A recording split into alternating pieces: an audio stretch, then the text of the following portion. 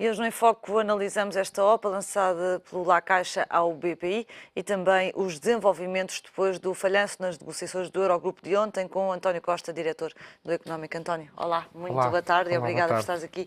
Comecemos talvez aqui pelo BPI. Pode mudar alguma coisa naquilo que é a relação dos portugueses com o BPI? Não, isso não creio, isso não creio. Na verdade, o BPI já é um banco estrangeiro. Sim. Não é apenas espanhol, diria que é espanhol e angolano, com uma posição forte do CaixaBank, mas também de Isabel dos Santos. E, portanto, a clarificação para um dos lados, veremos com esta oferta, se para lá do catalão, mas, digamos, é confirmação de uma realidade com a tomada de poder, se quiseres, de influência de um dos acionistas. Portanto, nessa medida, eu até acho que se alguma coisa pode acontecer é que pode melhorar. Eu acho que esta OPA faz sentido. Tem hipótese de sucesso? Tem, eu diria que... Eu acho que tem muitas hipóteses de sucesso, apesar do preço ser baixo. O preço, aliás, é o preço mínimo exigido por lei, é a média dos últimos 6 meses. É uma base de negociação.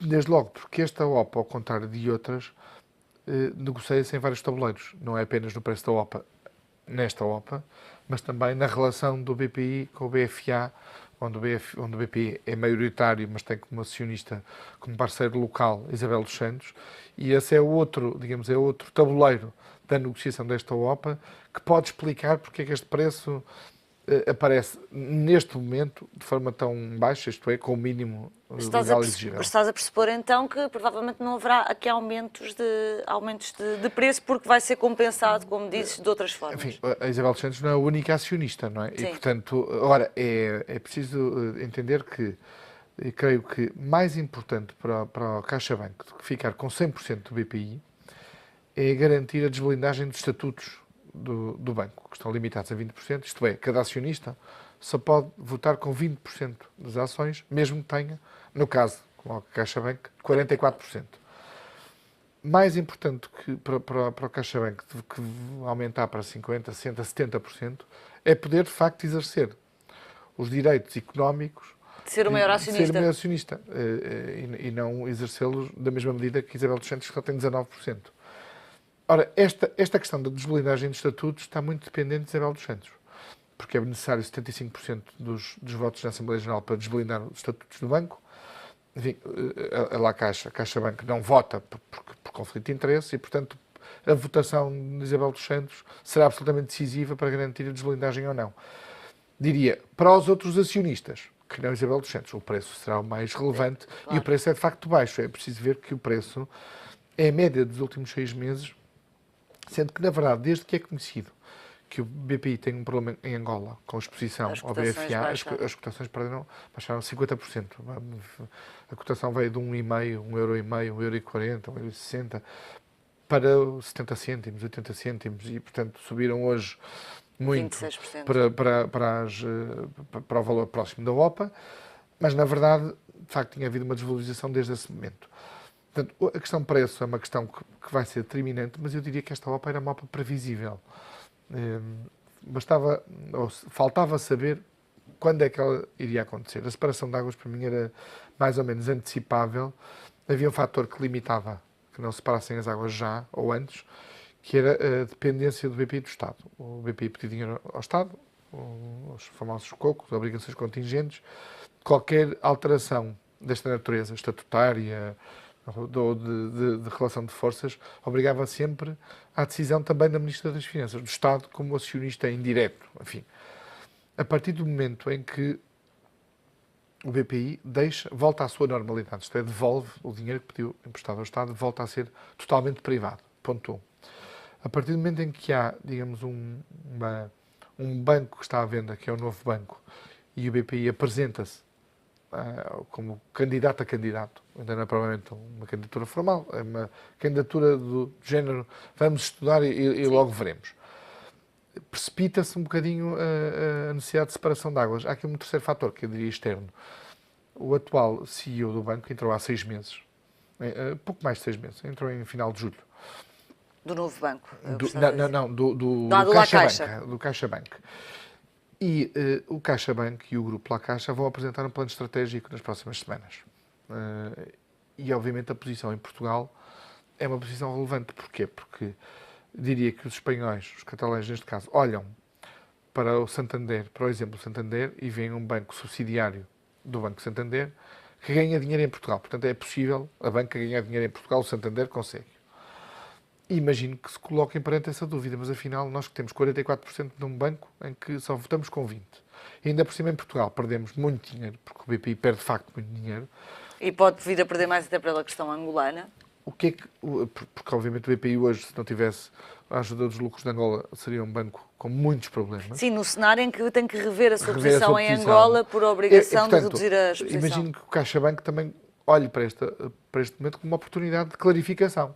Clarificação do grupo como um todo, isso é uma questão, diria, mais externa, isto é, espanhola e catalã, mas depois também da sua posição em Portugal. Queremos ter um banco a 100%, queremos continuar parceiros, queremos sair. No limite, o que eles disseram é, não, nós queremos seguir, no fundo, a estratégia do Santander e ter um banco que tem uma posição relevante no mercado, na ordem dos 10% de cota de mercado, 12%, mas que perde dinheiro e alguma coisa temos que fazer para, se queremos ficar, alguma coisa temos que fazer. Mas acaba por ir um bocadinho mais além, implicitamente, se tivermos em conta que, obviamente, que o CaixaBank sabe que o BPI está na corrida para comprar um novo banco e, portanto, ao estar a comprar o BPI, não está a comprar este BPI, já está a comprar um BPI com um potencial para ser uma coisa completamente diferente. Não faço essa leitura e confesso das conversas muitas que tive durante o dia de hoje com a administração do CaixaBank, fiquei com a convicção de que este negócio vale por si e não os vi assim tão entusiasmados com a possibilidade de comprar um novo banco como isso. Isto é, obviamente a venda de novo banco em Portugal mexe com o mercado. Não é um facto normal e recorrente, é um facto que muda as regras do jogo, digamos, a relação de forças no mercado pode de facto mudar. Mas há aqui dois aspectos importantes. Por um lado é o preço, isto é, ele é um bom negócio na medida em que o preço que seja pedido ou que seja exigido para ganhar o negócio seja adequado ao potencial que o negócio tem. Isto é, se for um preço absolutamente absurdo face ao valor do banco, passa a ser um mau negócio para quem o compra. E isto de haver muitos interessados, obviamente a guerra de preços... Eu diria mais do que haver muitos interessados e de haver chineses interessados que têm de facto pagam um prémio por não estar no mercado, europeu e português.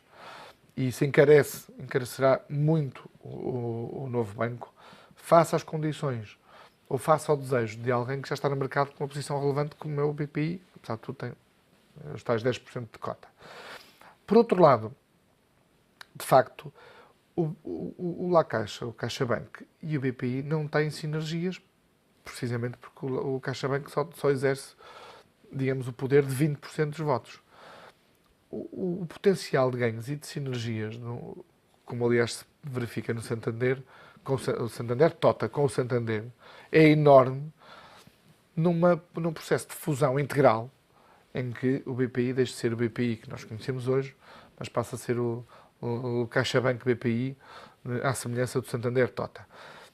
Nesse quadro, mesmo sem novo banco, o potencial de negócio do BPI aqui, nomeadamente de eficiência, de custos, os custos do BPI são muito elevados, é o banco com mais custos, indicador de custos dos grandes bancos. O rácio dos custos sobre as receitas do banco. Sim, é o maior face em relação aos outros bancos, aos grandes bancos.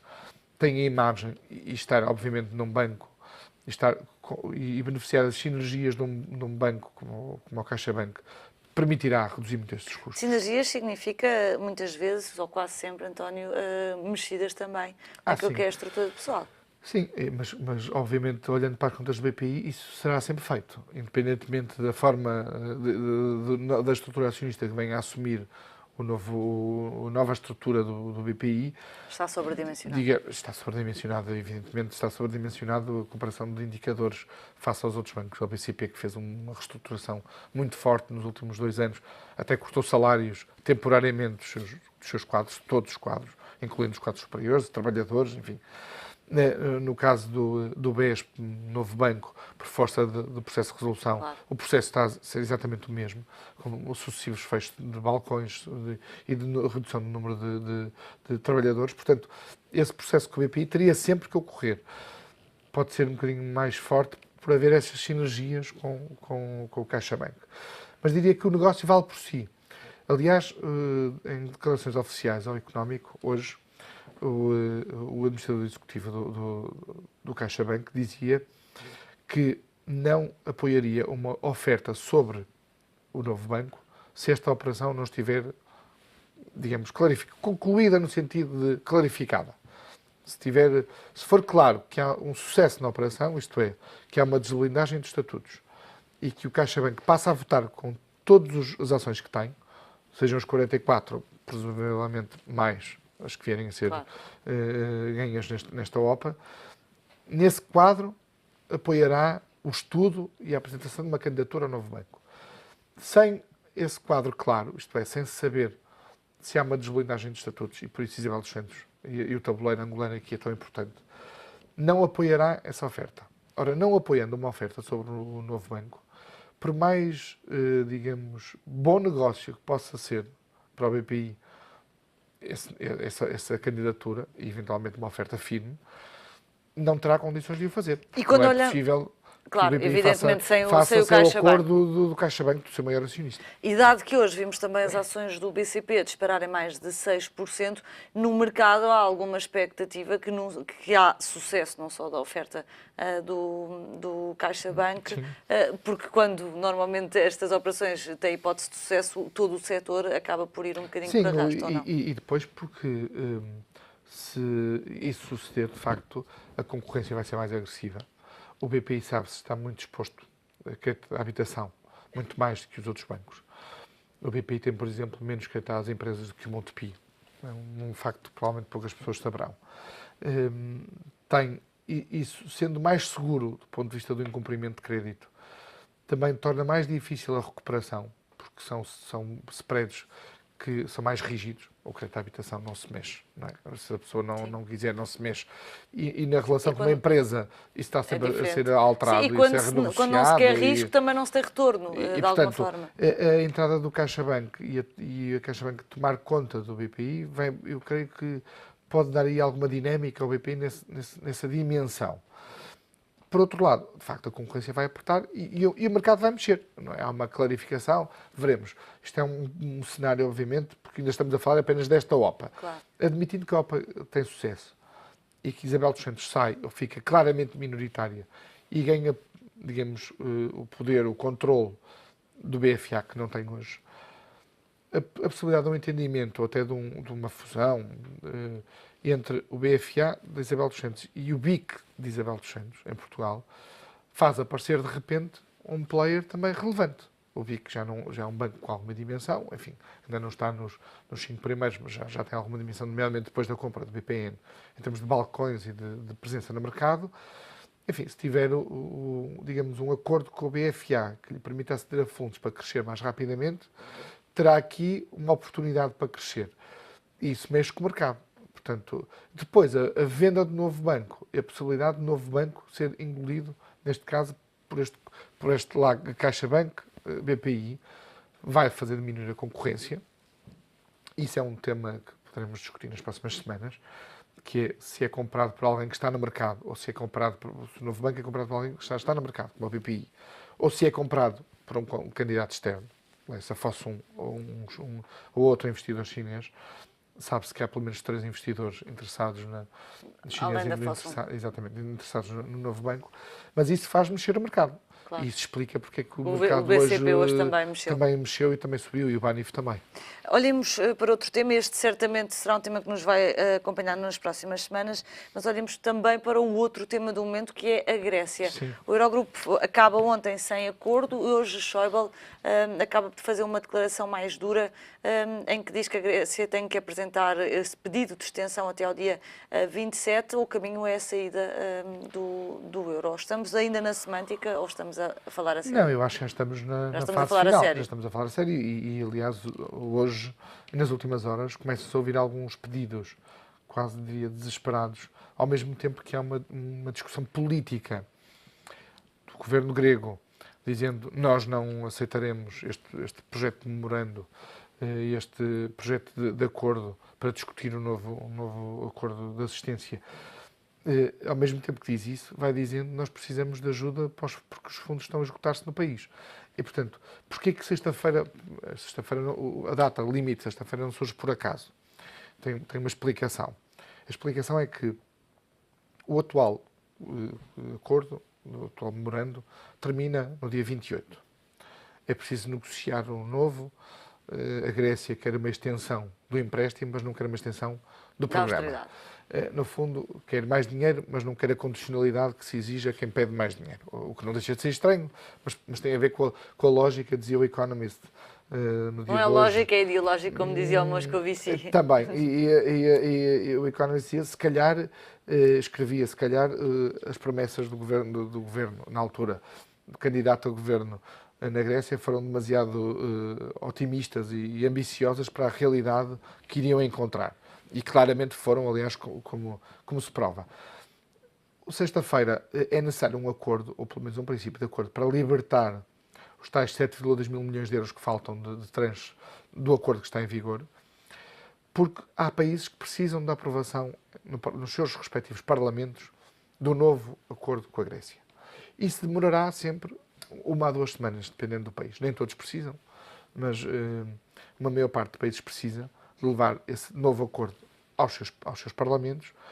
Ora, se não for feito até sexta-feira, já não há tempo útil para esses parlamentos se pronunciarem sobre um novo acordo com a Grécia.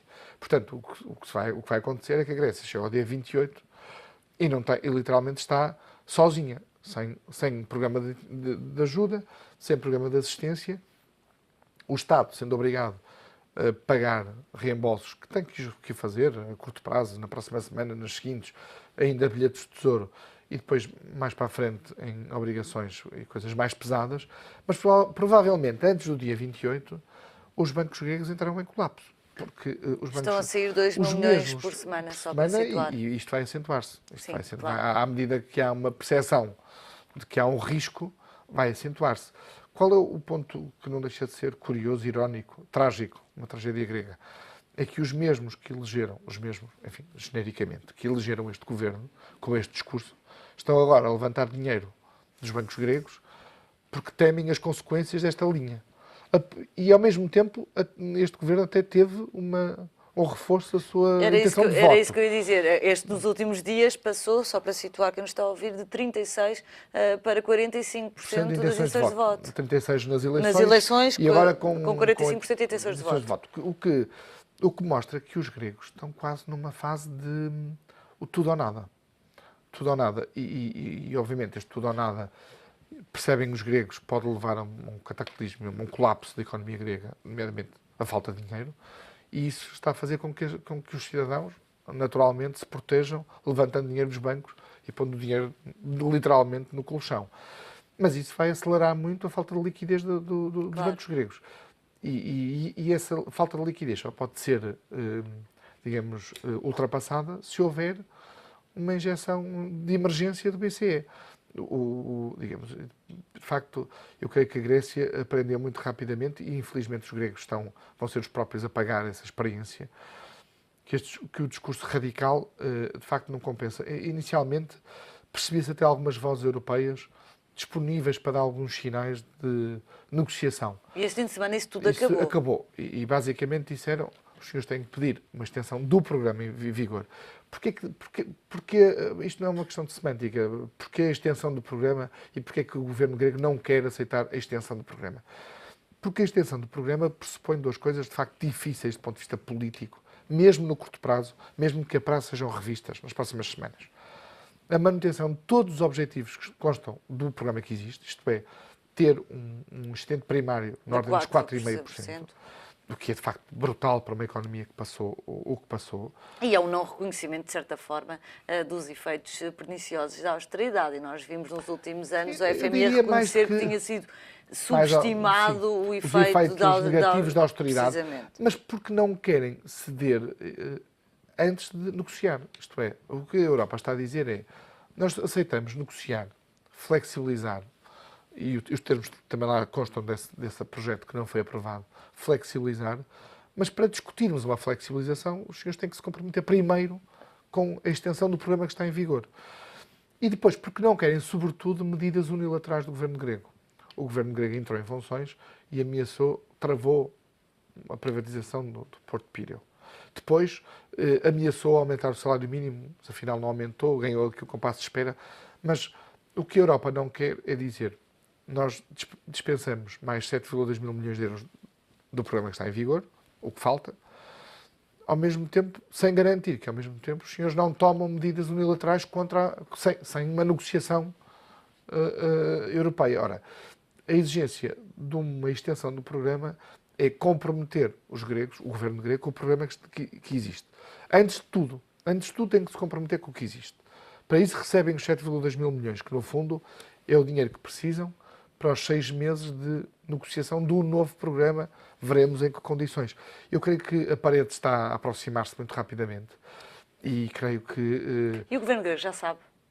Já sabe, já. Aliás, no meio, o governo grego já disse tudo e quase o seu contrário. Mas nos últimos 2 dias, o próprio Ministro das Finanças grego dizia, no meio das declarações, digamos, mais patrióticas do povo grego e da defesa do povo grego, que também se percebe uma lógica interna de política, porque a política faz parte da política, é assim mesmo, e não é isso que está mal, que era preciso encontrar uma declaração que fosse honrosa para ambas as partes e que ninguém perdesse a face. Portanto, já está na discussão de como é que nós saímos disto sem parecer mal. Sem parecer mal. E isso mostra que o governo grego sabe que ao que está e que a parede está a aproximar-se muito rapidamente. Temos 1 minuto, mas gostava de ouvir a tua opinião, justamente extrapolando o que está acontecendo na Grécia para o resto da Europa. Como é que os eleitorados, todos sabemos como é que os partidos de extrema esquerda ou direita vão olhar para o caso de Syriza, provavelmente ignorando as cedências, pelo menos ao nível do discurso.